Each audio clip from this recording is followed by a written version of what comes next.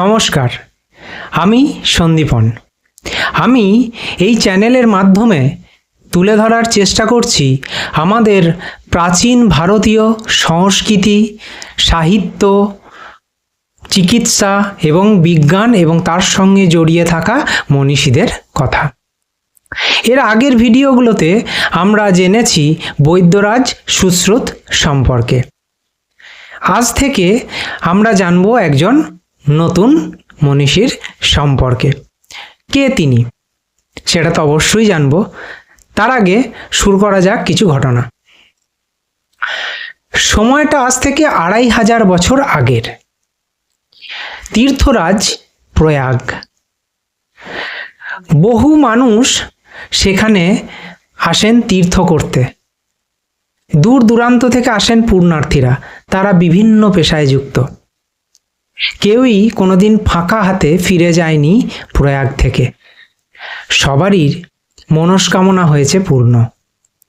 এমনই একজন দাঁড়িয়ে থাকেন রাস্তার পাশে। সময়টা প্রাক মধ্যাহ্ন। প্রত্যেক দিনই পথ চলতি মানুষ দেখতে পান সেই ব্যক্তি হাত প্রসারিত করে দাঁড়িয়ে আছেন ভিক্ষুকের মাঝে। কিন্তু তার সৌম্য চেহারা, চোখে মুখে বুদ্ধিদীপ্ত, এই দীপ্ততা বিদ্যারও। তাই এই বুদ্ধি এবং চোখ মুখে সৌম্য দর্শন তাকে বাকি ভিক্ষুকের থেকে খুব সহজেই আলাদা করে। তিনি সেইভাবে হাত প্রসারিত করে দাঁড়িয়ে থাকেন এবং আশেপাশের মানুষ তাকে দেখে সম্ভ্রমে মাথা নত করে, করুণায় নয়, শ্রদ্ধায়। এবং তার হাতে যে যেমন পারেন তুলে দেন কিছু তণ্ডুলকণা। এই তণ্ডুলকণা? তণ্ডুলকণার অর্থ হলো কিছু চাল বা শস্য সামগ্রী।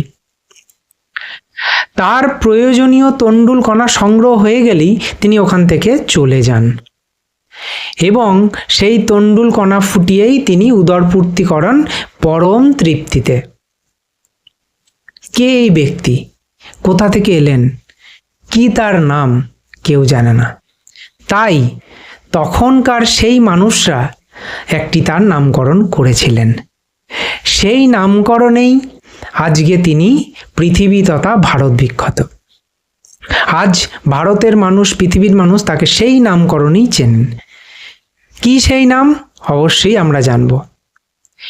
এই জ্ঞান তাপস বিদ্যাধর প্রজ্ঞা পরবর্তীকালে তার শুধু যে বিদ্যা অধ্যয়নই করেছেন তা নয়, তার এই অধ্যয়ন থেকে যে তিনি জ্ঞান অর্জন করেছেন সেটা তিনি তার শিষ্য এবং শিষ্যদের মধ্যে ভাগ করে নিয়েছেন।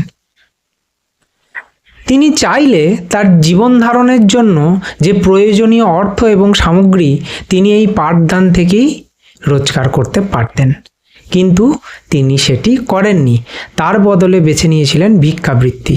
কিন্তু কেন? এই কেনরও একটা ছোট্ট উত্তর আছে। উত্তরটা কি? তৎকালীন একজন বিখ্যাত অধ্যাপক ছিলেন সোম শর্মা। এই ব্যক্তি সেই অধ্যাপক সোম শর্মারই প্রিয় একজন ছাত্র। সেই অধ্যাপক সোম শর্মা একদিন তার এই প্রিয় ছাত্রকে বলেছিলেন যে সাধনার মাধ্যমে যে বিদ্যা অর্জন হয় সেই বিদ্যা যদি বিক্রি করা হয় তাহলে সেটা পাপ। এই ধরনের সাধনার মাধ্যমে অর্জিত বিদ্যা কখনো কাউকে দান করা যায় না বা বিক্রি করা যায় না। তাই তিনি বিদ্যা দান করলেও সেই বিদ্যা থেকে কোনো রকম অর্থ উপার্জন করতেন না। অর্থ উপার্জনের জন্য বা জীবন ধারণের জন্য তিনি বেছে নিয়েছিলেন ভিক্ষুক বৃত্তিকে। এখন আপনাদের মনে হতে পারে যে আমি যার কথা এতক্ষণ ধরে বললাম, কে সেই ব্যক্তি? কি তার পরিচয়? কি তার বংশ পরিচয়? তিনি কি কর্মকাণ্ড করেছিলেন? সবই বলবো পরবর্তী কিছু ভিডিওতে। তার জন্য চোখ রাখতে হবে। আজকের ভিডিও এইটুকুই। ধন্যবাদ।